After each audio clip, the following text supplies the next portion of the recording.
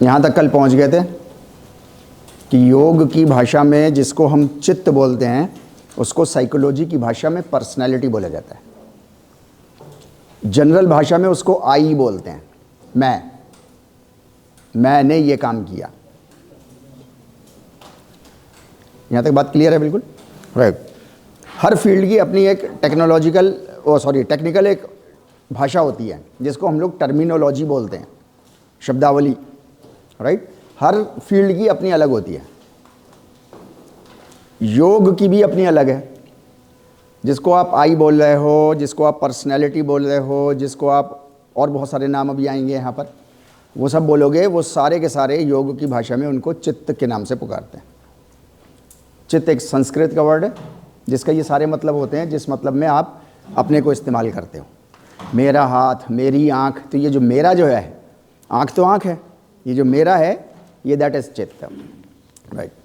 मैंने आप लोगों से जब क्लास शुरू हुई थी तब भी कहा था, बीच में एक बार और कहा था, और उसके बाद आज तीसरी बार मैं फिर कह रहा हूँ, हम लोग बहुत सारी चीज़ें पढ़ेंगे इसमें, क्योंकि योग जो है वो ओवरऑल पूरे ब्रह्मांड को कवर करता है, पूरे यूनिवर्स को कवर करता है। राइट। इसके टॉपिक उन सारी चीज़ों से रिलेटेड हैं,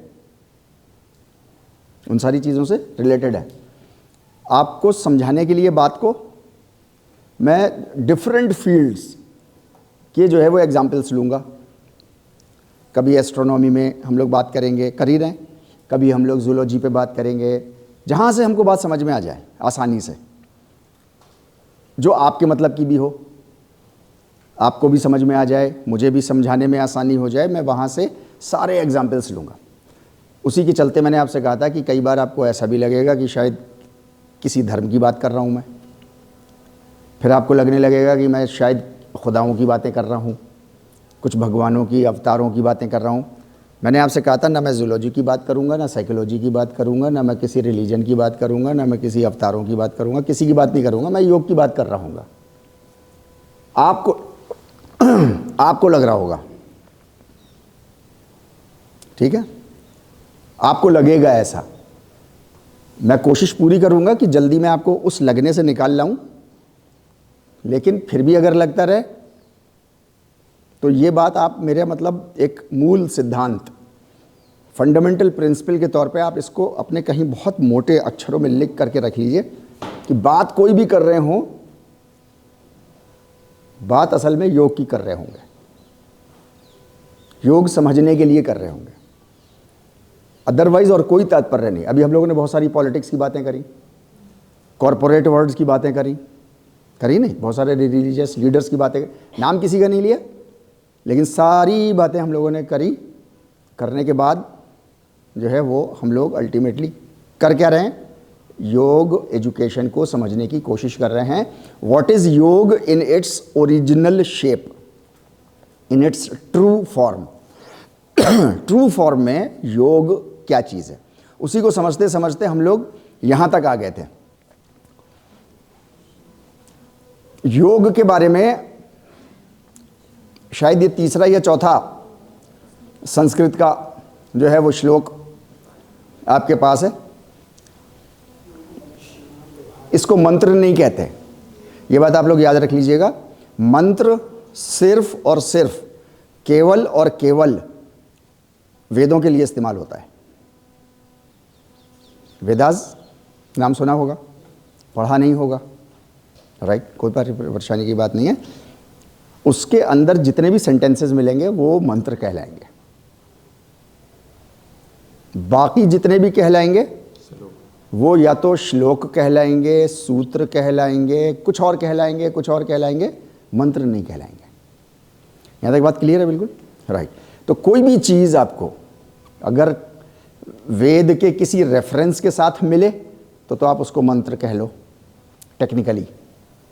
अदरवाइज जैसे आपको महर्षि पतंजलि का योग सूत्र मिलेगा तो वो सूत्र कहलाएगा, वो श्लोक भी नहीं होगा, वो मंत्र भी नहीं होगा, वो ऋचा भी नहीं होगी। यहाँ तक बात क्लियर है? बिल्कुल राइट। भगवत गीता का जैसे ही हम लोग लेकर के आएंगे कुछ तो वो फौरन श्लोक कहलाएगा, वो मंत्र नहीं कहलाएगा, वो सूत्र नहीं कहलाएगा। सूत्र क्या होता है, मंत्र क्या होता है, ये सब हम लोग आगे चल के डिस्कस करेंगे, राइट। तो सबसे पहली चीज जो योग के बारे में, और योग की डेफिनेशन ही यही है नहीं? एक और एक का योग कितना होता है नहीं? किसी भी चीज का वो जोड़ पैदा कर दे, जिसको हम कहते हैं सीमेंटिंग कर दे। सीमेंटिंग मतलब जोड़ दे, बॉन्डिंग क्रिएट कर दे, फिक्स कर दे, राइट? आपका ग्लू है, ग्लू स्टिक होती है ना आपके पास, है ना? ग्लू स्टिक जो है वो आपके दो पेपर्स के बीच में योग क्रिएट करता है। वो एक फोर्स है जो दो पेपर्स के को आपस में जोड़ देता है। और कई बार ऐसा जोड़ता है कि आधा अलग होता है, आधा अलग होता है, आधा जुड़ा हुआ होता है। कभी ऐसा होता है कि दो को जोड़ के पूरा एक कर देता है, पूरे पेज पे लगा देते हैं और चिपका देते हैं, तो वो दो पेज एक पेज बन जाता है आपका। ऐसा आमतौर से होता रहता है, राइट? इन सब चीज़ों को हम लोग योग बोलते हैं। ह्यूमन सर्किल में जब योग के बारे में आता है तो योग का ये बेसिक प्रिंसिपल है, योग का ये बेसिक प्रिंसिपल है कि योग जो है वो does not believe in dividing peoples. Humans को डिवाइड करने में उसका क्या कहेंगे, इसको लेश मात्र, जर्रा बराबर भी उसको इस बात का यकीन नहीं है कि इंसान किसी भी फोर्स के जरिए से बटे आपस में। जैसे ही आपस में किसी भी फोर्स से बटा तो योग के अनुसार, अकॉर्डिंग टू योग, वो फिर योग नहीं रह जाता। अब वो कुछ और कह लो आप उसको, राइट? तो क्या कह लोगे फिर? जिस आइडियोलॉजी के तहत बटा तो फिर वो मैकियावेली आइडियोलॉजी कहलाएगी, राइट? इसके बिल्कुल उल्टे जो है, मैकियावेली आइडियोलॉजी जो है वो काम कर ही नहीं सकती जब तक आपस में लोगों को ना बांट दे। तेरा मेरा का करेगी, तेरा मेरा का करेगी, तभी उसकी आइडियोलॉजी चल सकती है, तभी उसकी वो आइडियोलॉजी चल सकती है जो उसका विजन एंड मिशन है। क्या है उसका vision and mission? Means are justified by the ends achieved. लिखा है ना आप लोगों ने? लिख लो आप इसको। Means, sorry, vision and mission of Machiavelli, vision and mission of Machiavelli, बस इतना लिख लो, बाकी तो आपको पता ही है।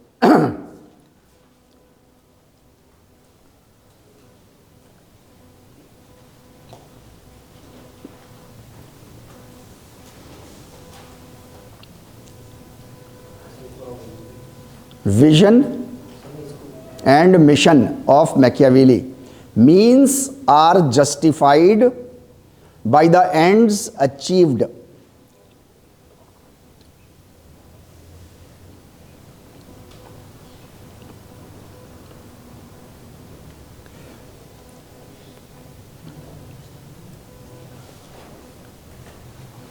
आपको जो चाहिए है उसके लिए कैसा भी मार्ग अपना लो, चीज आपको मिलनी चाहिए।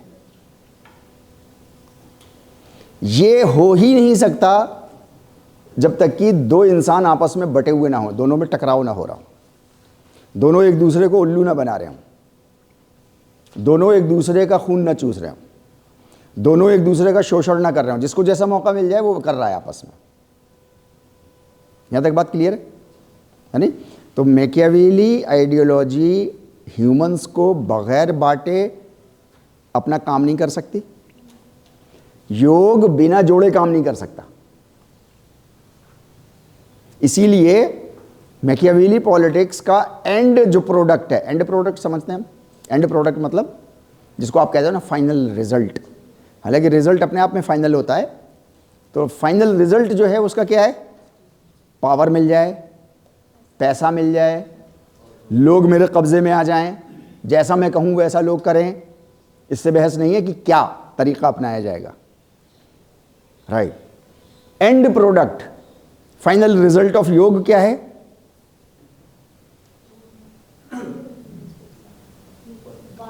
वासुधैव कुटुंबकम। Final end, entire whole kind, entire earth is one family. जैसे फैमिली जुड़ के रहती है, ऐसे entire humankind is one family. वो वन फैमिली कैसे है, कहां से उसकी जेनेसिस है? जेनेसिस कहते हैं शुरू कहां से हुआ है, प्रारंभिक दौर उसका कहां से? तो वो हम लोगों ने देखा था, आदमो नामा पुरुषः पत्नी हव्यवती तथा। कोई एक इंसान था जिसके अंदर मल्टी कॉम्प्लेक्स थिंकिंग एबिलिटी आ गई। 15-20 साल जनरेशन बढ़ती रही उसकी, और वो मल्टी कॉम्प्लेक्स थिंकिंग वाले लोग बढ़ते रहे, और उन्होंने निएंडरथैल और डेनिसोवन को ख़त्म कर दिया। वो निरे जानवर थे, उनके अंदर वो चीज़ नहीं थी।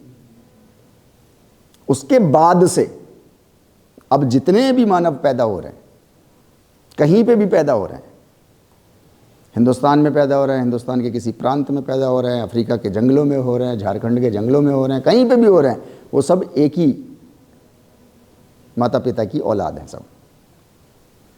कल हम लोगों ने जनरेशन्स गिनी थी, 70,000 साल हो गए ना, तो 70,000 सालों में कितनी जनरेशन्स हो गई? तो आप लोगों ने कहा था 3,500 के अराउंड जो है वो जनरेशन्स हो गई। कल हम लोगों ने ये भी प्रैक्टिकल बात करी थी कि तीसरी चौथी जनरेशन, आप पीछे जाओ, तीसरी चौथी जनरेशन जाओ, आपको नाम भी नहीं याद होगा दादा परदादा का, दादी का, अम्मी की अम्मी याद हैं, उनकी अम्मी, उनकी अम्मी, अभी तो 4 ही जनरेशन हुई हैं, यहाँ 3500 जनरेशन है। इसलिए आपस में हम लोग एक दूसरे को नहीं पहचान पा रहे। तो योग आपको वो पहचानवाने की शक्ति प्रोवाइड करने की, वो ताकत प्रोवाइड करने की कोशिश करता है। ठीक है ना? राइट। युवाल नोआ हरारी आज का हॉटेस्ट और मोस्ट एक्लेम्ड कहते हैं, बहुत प्रख्यात, बहुत मशहूर आज का जो है वो हिस्ट्री का प्रोफेसर है, हिस्ट्री का प्रोफेसर है। वो ये बात कहता है कि हम सिंगल प्लैनेट पर रह रहे हैं सब लोग, राइट, जो कि हमारे एक्शन से ख़तरे में आ गया है, आ गया ना, क्लाइमेट चेंज हो गया और क्या क्या हो गया, इस तरीके की 20 चीज़ें UN और WHO जो है वो इनलिस्ट किए हुए कि अगर हमने इनको नहीं सुधारा तो क्या क्या होना है, राइट। तो वो ये कह रहे हैं कि if we don't have some kind of global cooperation, means लोगों को तलाश है कि कोई ग्लोबल कोऑपरेशन जैसी चीज़ या कोई चीज़, सम काइंड ऑफ कह रहे हैं ना, कुछ क्या, वो नहीं मिल पा रही उनको। लेकिन इतना तो इन लोगों को पता चल गया जो एक्सपर्ट्स ऊपर बैठे हैं, हम तो जनरल पब्लिक हैं, हमें तो मालूम ही नहीं चलता कुछ, हमें तो बस अपने खाने पीने से, खेलने कूदने से मतलब रह जाता है, और ऐसे ही हम मर भी जाते हैं। थोड़े बहुत बच्चे पैदा करेंगे और उसके बाद ख़त्म हो जाएंगे सब लोग। लेकिन जो स्कॉलर्स होते हैं वो उन चीज़ों पर नज़र रखते हैं। जैसे मैं क्रिकेट का स्कॉलर नहीं हूँ, तो क्रिकेट के रूल्स भी मुझे नहीं पता हैं सारे टेक्निकल। फुटबॉल के आप टेक्निकल आदमी नहीं है तो सारे टेक्निकल रूल्स नहीं पता, हाँ मोटे मोटे मालूम होंगे बहुत सारे, है नहीं, राइट। इन लोगों की सारी नज़र रहती है दुनिया पे कि दुनिया के मूवमेंट्स कैसे चल रहे हैं, कहाँ को जा रही है दुनिया, क्या क्या एक्शंस हो रहे हैं, कौन ग्रुप, कौन सी कंट्री क्या कर रही है, ये सारी चीज़ें जो है वो इन लोगों की नज़र में रहती हैं। ये कह रहे हैं कि ये अर्थ जो है वो ख़तरे में आ गई है। कोई ग्लोबल कोऑपरेशन, ये आज की भाषा है, एक हज़ारों साल पुरानी भाषा थी जिसको हम वासुधैव कुटुंबकम कह रहे हैं। वो दोनों भाषाएं एक ही हैं, दोनों का टाइम पीरियड अलग अलग है, इसलिए वासुधैव कुटुंबकम समझने में हमें परेशानी हो रही है और ग्लोबल कोऑपरेशन समझने में परेशानी नहीं हो रही, क्योंकि ये हमारे दौर की भाषा है। यहाँ तक बात क्लियर है ना? बिल्कुल हमको, राइट। वो क्या कह रहे हैं कि नेशनलिज्म जो है वो राइट ट्रैक पे नहीं है। ह्यूमंस ने किसी ज़माने में नेशनलिज्म का फंडा निकाला कि नेशनलिज्म हो जाएगा, मतलब अपना अपना नेशन हो जाएगा सबका, तो सब शांत हो जाएंगे। तो देश बांट लिए, रेखाएं खींच ली, ये देश मेरा है, ये देश तेरा है। लेकिन कुछ ही सालों के बाद पता चल गया कि वो नेशनलिज्म जो है ये तो मतलब इंसानियत का निरा दुश्मन है। एक देश दूसरे देश वाले को इंसानी नहीं समझता। जब तक दोस्ती रह रही है, ताल्लुकात सही हैं, चल रहा है, जैसे ही इंटरेस्ट की कोई बात आई, conflict of interest, conflict of interest कहते हैं। वो आपने म्यूजिकल चेयर्स का गेम खेला है ना, उसे कहते हैं कॉन्फ्लिक्ट ऑफ इंटरेस्ट। 4 लोग हैं और 3 कुर्सियां हैं। अगर 4 कुर्सियां हों और 4 लोग हों तो कोई इंटरेस्ट का कॉन्फ्लिक्ट है किसी का आपस में? कोई कॉन्फ्लिक्ट नहीं है। लेकिन एक भी कम हुई तो फौरन कॉन्फ्लिक्ट ऑफ इंटरेस्ट आ गया, कौन बैठेगा अब कुर्सी पे। इसी वजह से जैसे ही एक आउट होता है तो एक कुर्सी भी आउट कर दी जाती है। गेम शुरू ही ऐसे होता है, 15 लोग हैं तो कितनी कुर्सियां होती हैं? 14। जिसे कहते हैं कॉन्फ्लिक्ट। जैसे ही कॉन्फ्लिक्ट ऑफ इंटरेस्ट जैसे ही 2 कंट्रीज के बीच में आता है तो जो शक्तिशाली होती है वो उसके ऊपर युद्ध छेड़ देती है। लाखों टनों जो है वो बारूद उसके ऊपर डाल देती है।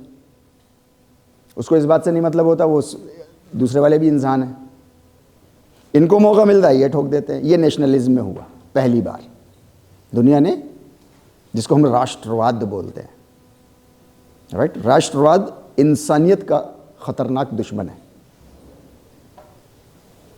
हमें आपको राष्ट्रवाद सिखाया जाता है। योग कहता है कि समस्त धरती एक ही परिवार है, तो जब सब एक ही परिवार है तो ये राष्ट्र में बटा ही नहीं होना चाहिए, सब एक ही हैं। आपके घर में क्या कैरेक्टरिस्टिक है? आपके घर में जिसको जहां से ज़रूरत होती है वो वहां चला जाता है और जा करके अपना सामान लेकर के वापस आ जाता है। यही होता है ना घर में। दुनिया में भी यही होना चाहिए। जिसको जहां से ज़रूरत लगे वो ट्रैवल करता हुआ जाए, वहां से अपना सामान ले, सामान लेके वापस आ जाए। सिंपल। परिवार ऐसे ही चलता है या ऐसे नहीं चलता? कोई कब्जा किए बैठा होता है क्या कि ज्योग्राफिकल बाउंड्री उसने बना रखी हो, ये मेरा कमरा है, हाथ नहीं लगाना इसको, छूना नहीं इसको। भाई बहन आपस में वैसे बहस कर रहे हैं, कोई बात कर रहे हैं, वो एक अलग मसला है। जब भी आप ऐसे करते हो तो आपके माता पिता क्या बोलते हैं? समझाते हैं ना आपको कि तुम्हारा कमरा अकेले थोड़ी है, कोई पूरे घर का कमरा है, तुम्हें दे रखा है, तुम्हें इस्तेमाल करो इसको, कोई परेशानी की बात नहीं है। लेकिन अगर दूसरों को कोई ज़रूरत पड़ेगी तो लेके जाएगा वो यहाँ से, राइट। तो युval नोहा हरारी कह रहे हैं कि नेशनलिज्म जो है वो राइट ट्रैक पे नहीं है, राइट। अब ये कह रहे हैं कि प्रॉब्लम्स टैकल होनी है। कैसे होनी है उसके 2-3 एग्जाम्पल उन्होंने लिए हैं। तो ग्लोबल कॉपरेशन से होंगी।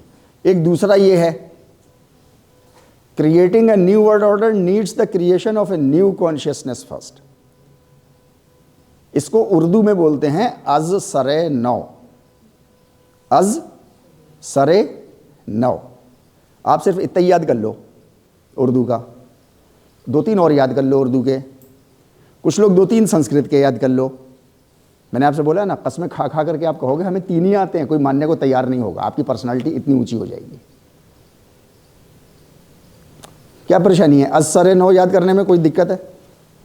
संस्कृत का कोई भी एक सेंटेंस छोटा सा, योगश चित्तवृत्ति निरोधः अथ योग अनुशासनम, बस बात खत्म हो गई। इतने 2-3 याद कर लो।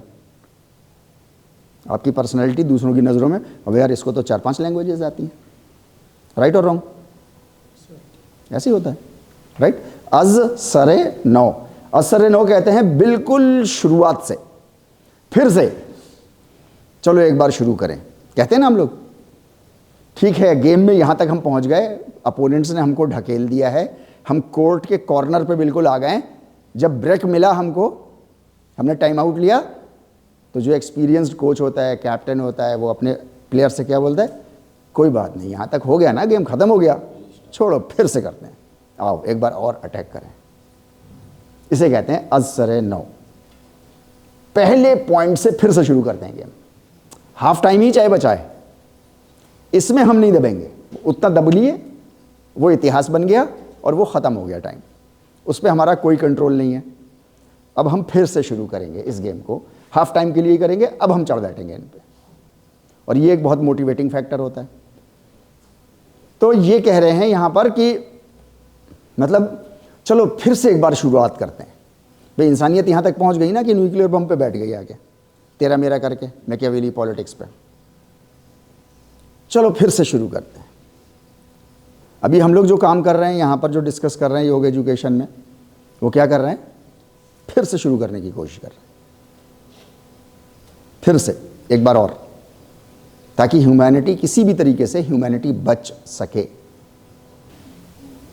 ठीक है, देखो अब ये क्या कह रहे हैं, 70,000 साल पहले इंसान, होमोसेपियन सेपियन, है नहीं, उसने शुरुआत करी। राइट। हम लोग बात यहां क्या कर रहे हैं, हमारी यूनिट यहां शुरू हुई है इवोल्यूशन ऑफ लैंग्वेज। इसी 1.1 का एक हिस्सा हम लोग अभी तक डिस्कस करते हैं, इवोल्यूशन ऑफ मैन, है ना, इवोल्यूशन ऑफ लैंग्वेज, वो सब बात करते आए थे ना हम लोग। अभी हम लोग यहाँ इवोल्यूशन ऑफ लैंग्वेज के बारे में बात कर रहे हैं। होमोसेपियन 70,000 साल पहले, ठीक है। अब वो सारे सेपियंस यहाँ तक आ गए। ये सेपियंस की जो ये कैरेक्टरिस्टिक है, मतलब मैं लैंग्वेज के बारे में बात कर रहा हूँ, जिस तरीके से, जिस फ्लेक्सिबिलिटी और कोऑर्डिनेटिव एबिलिटीज़ के साथ, जिस तरीके से आज हम और आप अपनी ज़ुबान चला लेते हैं, जितने वर्ड्स हमारे पास आज हैं, क्या 500 साल पहले भी ऐसे ही इतने ही वर्ड्स थे इंसानों के पास? नहीं। ऑक्सफोर्ड डिक्शनरी के बारे में आप जानते हैं, नाम सुना ही है सब लोगों ने, है नहीं? ऑक्सफोर्ड के नाम से नहीं थी, पहली जो डिक्शनरी थी, पहली डिक्शनरी इंग्लिश की, उसके पास मात्र 277 वर्ड्स थे। आज कितने हैं? आज इंडिया की लैंग्वेजेस के डिफरेंट, चाहे वो सदर्न इंडिया हो, चाहे वो कश्मीर हो, चाहे वो नॉर्दर्न इंडिया हो, वेस्ट बंगाल हो, डिफरेंट लैंग्वेजेस के 75,000 वर्ड्स ऑक्सफोर्ड डिक्शनरी ने लिए हैं। 75,000 तो यहीं से लिए हैं सिर्फ। टोपी,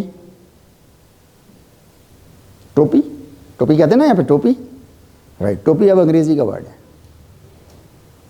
जैसे बहुत से इंग्लिश के वर्ड आप हिंदी में इस्तेमाल करते हो, कहते हो ना रेलवे स्टेशन, मोबाइल, है नहीं, सीट, टेबल।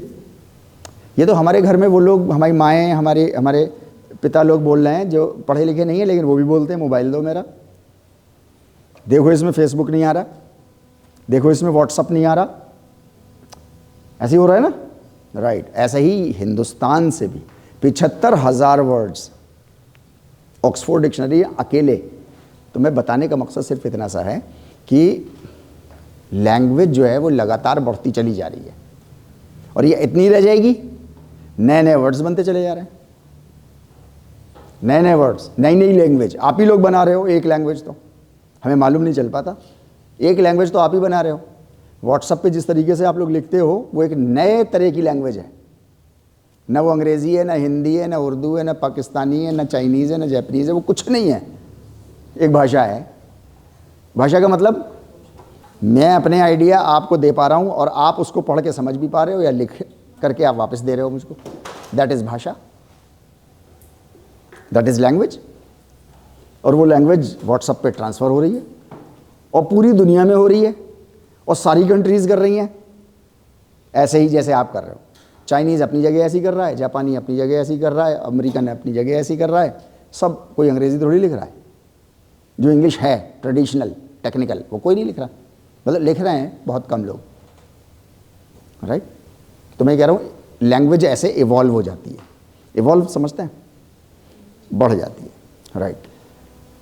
आज जैसी भी हम लैंग्वेज इस्तेमाल कर रहे हैं, अच्छा इसके अल्फ़ाबेट्स जो हैं वो उतने ही रहते हैं हमेशा से। जैसे इंग्लिश के अल्फ़ाबेट्स 26 हैं, अब से 500 साल पहले भी 26 ही थे, लेकिन उसका कॉम्बिनेशन परम्यूटेशन बढ़ते बढ़ते बढ़ते बढ़ते बढ़ते बढ़ते जो है वो 7 लाख से ज़्यादा अंग्रेज़ी के वर्ड्स बना लिए, 277 वर्ड्स से 7 लाख। और अल्फ़ाबेट्स कितने? 26। ऐसे ही हिंदी है, ऐसे ही अंग्रेज़ी है, ऐसे ही संस्कृत है, सारी लैंग्वेजेस ऐसे ही। लिख लो इसको, इस पॉइंट को कैसे लिखोगे, राइट। तो हम लोग जो हैं वो लैंग्वेज अब से 100 साल पहले इससे कम थी, उससे 100 साल पहले, 500 साल पहले और कम थी, उससे 1000 साल पहले और भी कम होगी, और कम और कम और कम। आपको क्या लगता है एक टाइम क्या ऐसा भी हो सकता है कि इंसान के पास लैंग्वेज ही ना हो? कम होती जा रही है ना।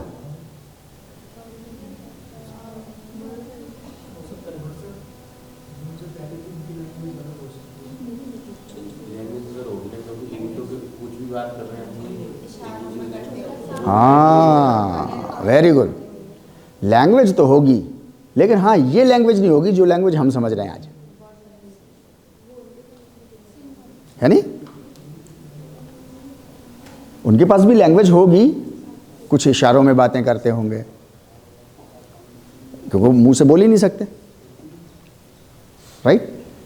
कुछ बना करके बताते होंगे,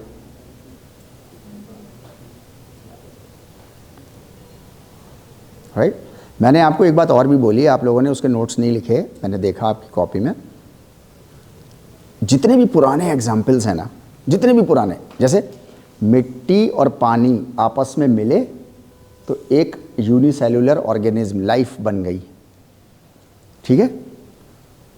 मतलब 2 लाइफलेस चीज़ें, उनके साथ 3 और 5 लाइफलेस चीज़ें मिली आपस में और एक लाइफ बन गई।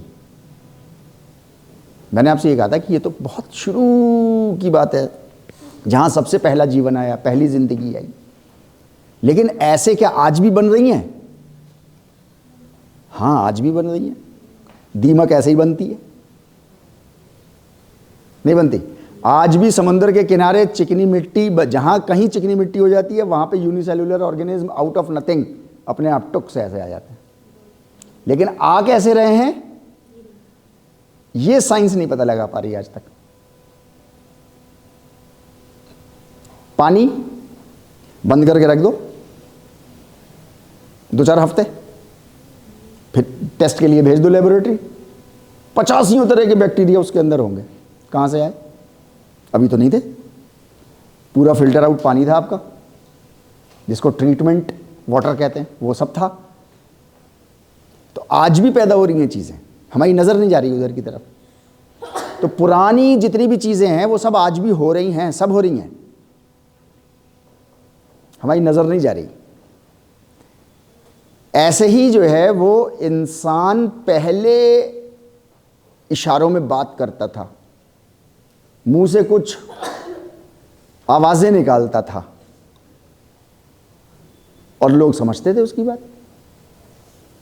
लेकिन आज का इंसान ऐसा कर रहा है क्या? हाँ, आज भी कर रहा है, हर घर में कर रहा है। बड़ी अजीब बात है। मैंने आपको बोला ना, योग एजुकेशन बहुत इंटरेस्टिंग चीज़ है। आज भी वो सारी चीज़ें हो रही हैं। अगर आज नहीं हो रही तो एप्लीकेबिलिटी नहीं है ना लाइफ में, तो फिर क्यों पढ़ा रहे हो सर आप उस ज़माने की चीज़ें? ठीक है, होगा, हमसे क्या मतलब है? अब बात सही है, लेकिन हाँ आज होनी चाहिए वो चीज़, एप्लीकेबिलिटी होनी चाहिए। वो 4 पॉइंट्स होते हैं, हर घर में हो रहा है। मैकियावेली आइडियोलॉजी ने हमारा सोचने वाला स्विच बंद कर दिया है, इसलिए हम सोच नहीं पा रहे।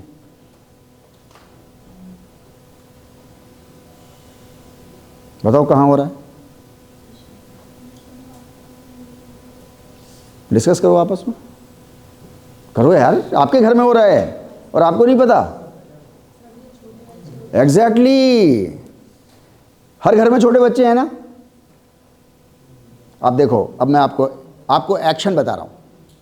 घर में एक बच्चा पैदा हुआ है, माँ उसको हाथ में लिए हुए गोद में, और माँ कह रही है ऊ आ, और बच्चा भी कह रहा है ऊ आ। बच्चा भी समझ रहा है और माँ भी समझ रही है, मगर दोनों क्या समझ रहे हैं आप समझा सकते क्या? आज भी हो रहा है,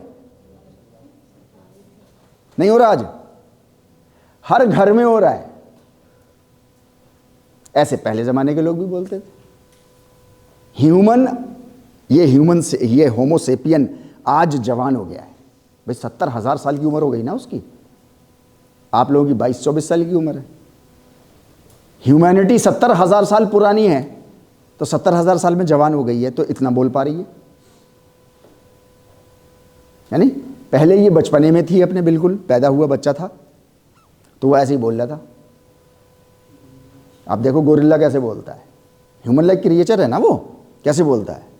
और गुस्सा आ जाता है तो क्या करता है, बम बम बम बम बम बम, वो आवाज़ भी एक तरह की निकालेगा। कोई एक पर्टिकुलर टाइप का दुश्मन आ गया, पर्टिकुलर टाइप का, जिनसे उनके बच्चों को खतरा है, उनको नहीं खतरा है, उनके बच्चों को खतरा है, तो वो एक पर्टिकुलर टाइप की, उसके एक्सपर्ट्स कहते हैं वो एक पर्टिकुलर टाइप की आवाज़ निकालता है और साइड से मारता है, ड्रमिंग करता है साइड से, यहाँ से नहीं करता। यहाँ से तो वो तब करता है जब उसको किसी को चीर फाड़ करना है, वो साइड से करता है। तो जितनी माएँ छोटे बच्चे लिए हुए होती हैं वो सब दुबक जाती हैं, क्योंकि उसने कम्युनिकेट कर दिया ना। आप देखो ना कितनी इंटरेस्टिंग चीज़ है ये। और यहाँ नहीं मार रहा, वो यहाँ मार रहा है। कैसे मार रहा है उसको आता है, हमें नहीं आता, उसके एक्सपर्ट्स ने सीख लिया। लैंग्वेज है ना उसकी एक। तो ये उसी ज़माने का है ना जिस ज़माने का होमो सेपियन है ना। तो शुरू में इंसान जो है वो जब होमो सेपियन बना था तो उस वक्त कैसे सिखा रहा था एक दूसरे को, साइन लैंग्वेज उसको बोलते हैं। आज भी चलती है साइन लैंग्वेज। ट्रैफिक की जितनी भी आपकी सब साइन लैंग्वेज हैं। ऐसा नहीं है साइन लैंग्वेज एप्लीकेबल नहीं है आज। साइन लैंग्वेज मत मानो, देखो फिर, और आती है और नहीं आती तो स्कूल्स में पहले सिखाया जाता है। ट्रैफिक पुलिस जा जा करके कैंप्स लगाती है, सिखाती है इसका क्या मतलब, इसका क्या मतलब, इसका क्या मतलब, होता है ना। बिना साइन लैंग्वेज के हमारी आपका जीवन नहीं चल सकता। अभी मैंने आपसे बोला बिना साइन लैंग्वेज के हमारा जीवन नहीं चल सकता। साइन लैंग्वेज है, इसके बिना बोल के दिखाओ, बोल के दिखाओ। कितनी देर बोल लोगे? प्रैक्टिस करना शीशे पे। बोल ही नहीं सकते, नहीं बोल सकते ना। बिना सिंबॉलिक लैंग्वेज के, बिना साइन लैंग्वेज के, मैं एप्लीकेबिलिटी की बात कर रहा हूं, कॉमन सेंस बेस्ड बात कर रहा हूं, based on research and development की बात कर रहा हूं। और बेनिफिट टू ऑल मैनकाइंड तो है ही लैंग्वेज, सारी languages benefit to all mankind होती। तो चारों पॉइंट कवर होते हैं आपके इसमें। 70,000 साल पहले होमो सेपियन अपने बचपने में था। 1 साल गुजरा, 2 साल गुजरे, 10,000 साल गुजरे, 20,000 साल गुजरे, आज 70,000 साल हो गए, तो अब ये जवान हो गया है।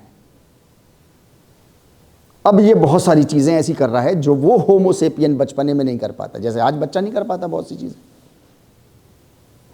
बच्चा खुद अपने आप खा नहीं पाएगा, खाना नहीं ढूंढ पाएगा, बता नहीं पाएगा अपने बारे में। सिंबॉलिक लैंग्वेज इस्तेमाल करेगा, रोएगा, चीखेगा, पैर मारेगा, यही सब करता है। तो सिंबॉलिक लैंग्वेज। तो हमेशा से इंसान जो है वो शुरू से सिंबॉलिक लैंग्वेज। यहां तक बात क्लियर हो रही है? अब आप देखो ये क्या कह रहे हैं यहां पे, ये जो मैंने इसको किया है नी, started to efficiently share information.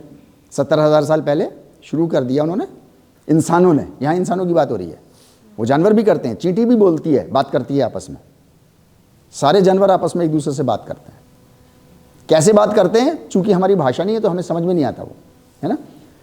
Share information and to imagine abstract things. कुछ है नहीं, कुछ है नहीं, और उसको जो है वो डिफाइन वो कर देता है।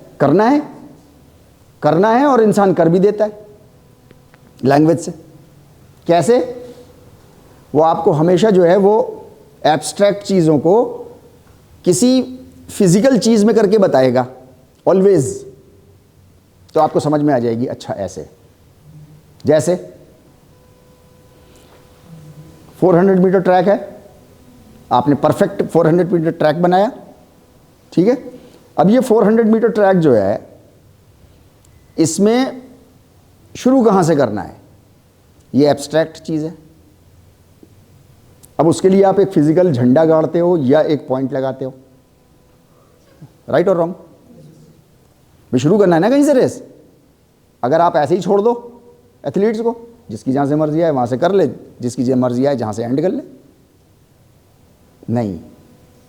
एब्स्ट्रैक्ट चीज़ को, इंसान की ये कमज़ोरी है, इंसान की ये कमज़ोरी है कि एब्स्ट्रैक्ट कोई भी चीज़ हो जो है नहीं मौजूद, तो उसको वो किसी फिजिकल चीज़ से ही उसको बता सकता है और फिजिकल चीज़ से ही पहचान सकता है। लिख लो आप इसको, फिर आगे बात करेंगे, बहुत इंटरेस्टिंग है। ये सारी चीज़ें कॉन्सेप्ट्स हैं, इंफॉर्मेशन मिली हुई है इसमें। जैसे 70,000 साल मिला हुआ है, एग्जाम्पल के तौर पे आपके घर का बच्चा मिला हुआ है, ये सब इंफॉर्मेशंस है। इनको सबको सेट करके हम एक कॉन्सेप्ट समझने की कोशिश कर रहे हैं, राइट। तो इंसानों की सबसे पहली जो भाषा है वो क्या बोल रहे हैं? Which do not really exist, जो चीज़ है नहीं। उसके लिए क्या करते थे? Which led to the creation of the first art object. इंसानों ने उसको सिंबॉलिकली किसी डिजाइन से बना के, आपके घर का बच्चा क्या करता है नहीं, उसको कोई चीज़ मिल जाए, उसने आपको देखा, देख करके सीखता है, देख करके और सुन के सीखता है। आप उससे कुछ कहते रहो वो नहीं सुनेगा आपकी, उसकी टेंडेंसी है। ये हमें चाइल्ड साइकोलॉजी पता होनी चाहिए कि बच्चा कैसे सीखता है। तो बच्चा देख के सीखता है। कितने माँ बाप मेरे पास आते हैं, कहते हैं कि सर हमें समझ में नहीं आता कि हमारा बच्चा जो है वो हर वक्त मोबाइल लिए रहता है और हम उसको मतलब कुछ नहीं समझा पा रहे। हमने कहा समझाने की ज़रूरत ही नहीं है। जब भी उसके सामने जो भी बड़े जाएं उनके पास किताब होनी चाहिए, उनके पास मोबाइल नहीं होना चाहिए। बच्चे ने मोबाइल से आपसे सीखा है। आप चेंज हो जाओ, बच्चा अपने आप चेंज हो जाएगा। आप नहीं चेंज होगे तो बच्चा रोएगा, बिलखेगा, खाना नहीं खाएगा, लड़ेगा, आपको मारेगा, कुछ भी करेगा, मोबाइल चाहिए उसको, राइट और रॉन्ग? तो पहले कॉपी पेंसिल आप पकड़ो, उसके 6 महीने बाद जो एडल्ट्स होते हैं वो 40 दिन में सीख जाते हैं। कोई बात सीखनी होती है अगर तैयार हैं तो 40 दिन में, बच्चा कम से कम 6 महीने। तो 6 महीने में तो पहले वो ये सोचेगा कि ये कोई इंपॉर्टेंट चीज़ है, वरना हर वक्त जब आप ही के हाथ में मोबाइल है, भले ही आप कॉपी के, आप पढ़ने के लिए इस्तेमाल कर रहे हो, उसे क्या पता आप क्या कर रहे हो, या उसे पता है? नहीं। तो मैं ये कह रहा हूं कि बच्चा जो है वो ऐसे ही सीखता है, राइट। बच्चा और कैसे सीखता है? बच्चा ऐसे सीखता है कि उसने देखा आपको यहाँ लिखते हुए, उसको आप कहीं गए चाय वाय बनाने, उसको ये मिल गया पेन, उसने जो है पूरा पेपर खचा डाला आपका। हर घर की कहानी है, सब जगह होता है। आपने आकर के 2 थप्पड़ लगा दिए उसके, है नहीं? दीवार पे उसने कुछ पोत दिया, उसे ये नहीं मिला, आपने अगली बार से कॉपी उठा करके रख दी ऊपर, उसको पेन मिल गया, चौक मिल गई, कुछ भी मिल गया, उसने दीवार पे कुछ भी लिख दिया। कुछ भी लिख दिया मतलब वो नहीं, सेंटेंस नहीं, कुछ भी बना दिया, आर्ट। आपने फिर 2 थप्पड़ लगा दिए। अब धीरे धीरे 3-4 बार ऐसे उसकी पिटाई हुई, उसका कॉन्फिडेंस टूट गया। अब ये है इंपॉर्टेंट चीज, उस बच्चे का कॉन्फिडेंस खत्म हो गया अपने ऊपर।